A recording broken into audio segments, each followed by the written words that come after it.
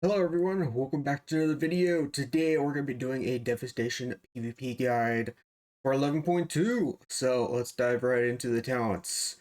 So pretty much what I'm running is the exact same builds as last season. Right now I have two builds. I have a Shattering Star build, which I've been using more for like Arena, and then sometimes for like Battlegrounds and Battleground Blitz.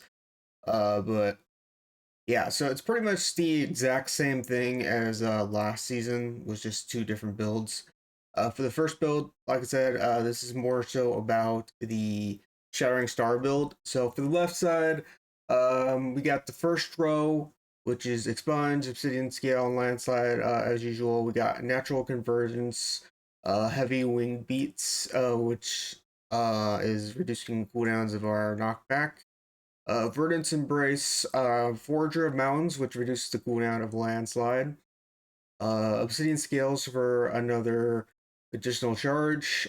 Enkindled for extra increased living flame damage and healing. Pulverizing Flame, which is very good against ferals, warlocks, stuff like that, which is very nice. Especially with like removing like Deathmark and all that as well from Assassin Rogues. Tailwind, which increases your hover for extra 70% for 4 seconds. Our interrupt quell, ancient flame. So when you use Emerald Blossom, you can cast Living Flame faster, which is very nice. Uh, Arcana, which increases your magic damage taken. Tip of the Scales, which basically makes your gives you another burst cooldown. Sleepwalk, which is going to be your CZ, and luckily it does not have a cooldown anymore.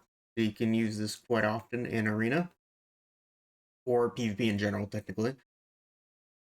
Inherits Resistance, magic damage taken reduced, so less damage taken against casters.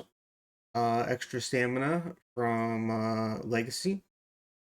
Hover lasts 4% longer, which is very nice, because Hover is very useful. Blast Furnace, fire's breath damage lasts 4% longer. Renewing Blaze, which is basically another mini defensive. Pressing Roar, when you use this on somebody, they basically stay in CC longer. I like to use this for Dragon's Breath, so because once everybody's stacked, you can just use that.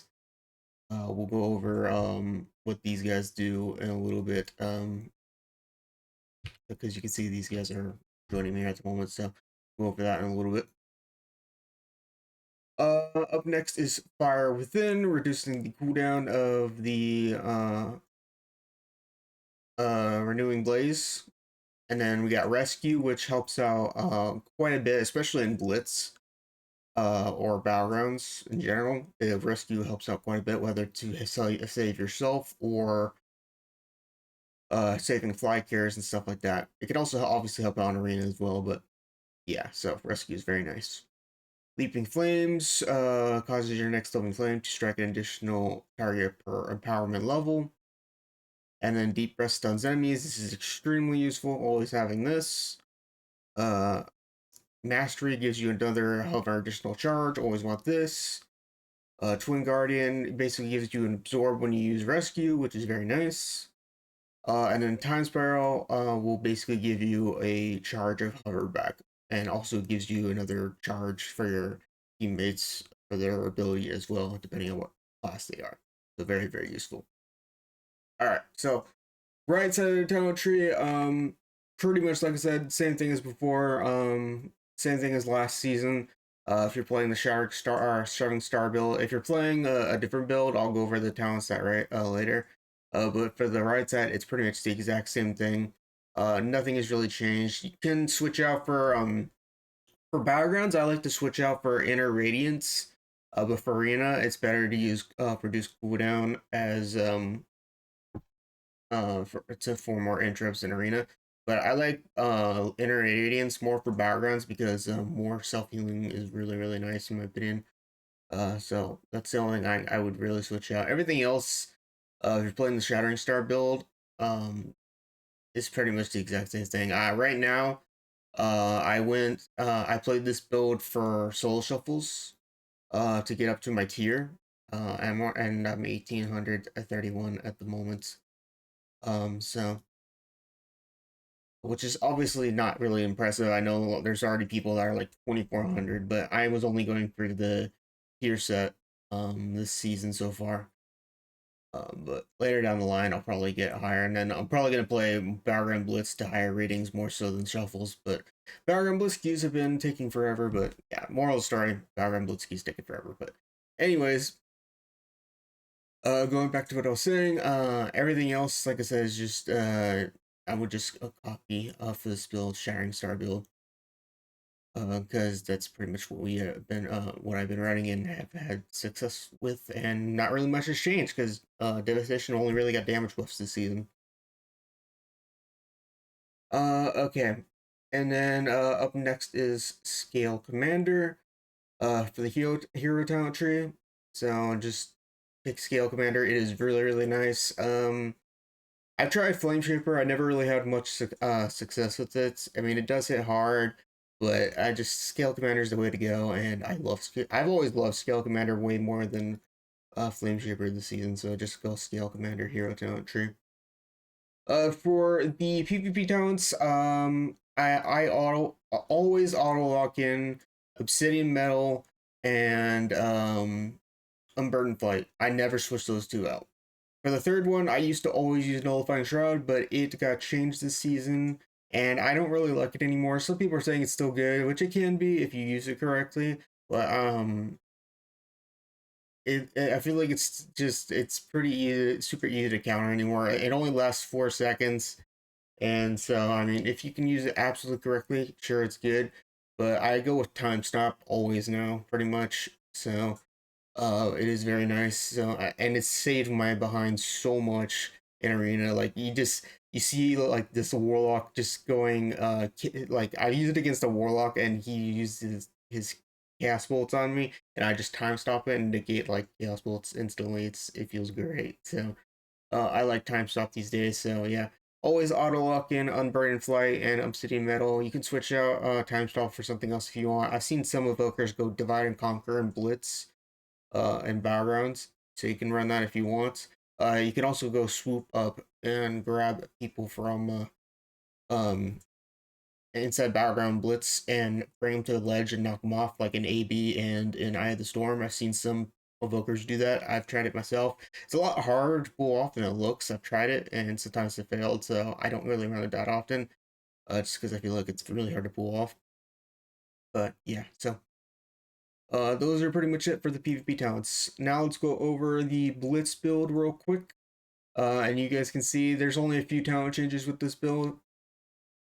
For the Battleground Blitz build, I don't run Forger of Mountains and Ancient Flames and Enkindled, and we run Scarlet Adaptation, and we go Innate Magic, and then we go Recall. So with this build, basically what this does is you pop Deep Breath here, for example, and then like you're going into a fight here, and then you just recall back. It is so fun with this build. So this is why I call it the Battleground Blitz build, because you can just teleport back if necessary, or Battleground build in general, technically, and it feels really nice. So I love this build. This is one of my favorite builds. If you're running Battleground Blitz, you'll probably want to run this one. Also for this one, we won't be running Shattering Star, and then we run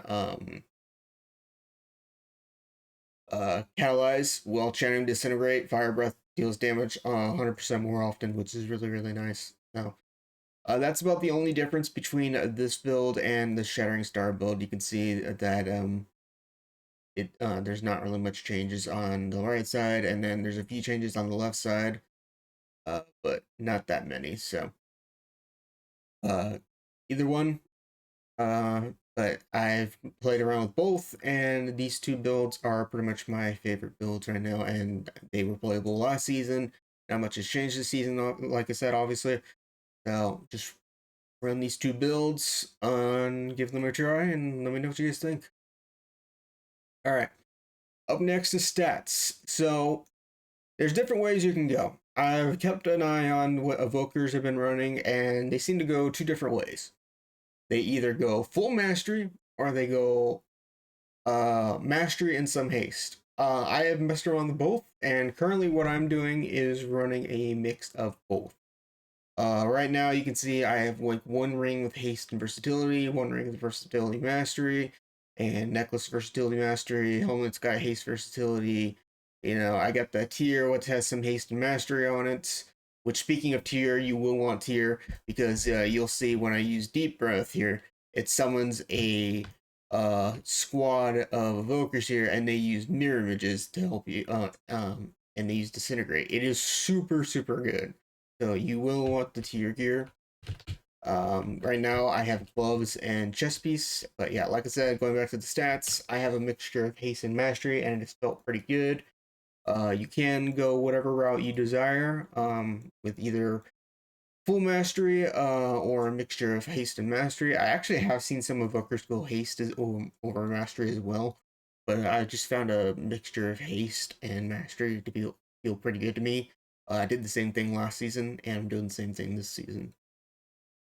So that's what I'm going with. As for tier, like I said, I went gloves and chest. For the other pieces, I'm thinking probably pants, probably because it has mastery on it, and then maybe shoulders, because it has more, like, it has more haste than the helmet one does. So that's what I'm thinking, anyways. So that's what I'm thinking for tier. Embellishments, literally the exact same thing as last season. Just run focusing lens. That's all there is to it. Just run focusing lens. That's all there is to it. Enchants.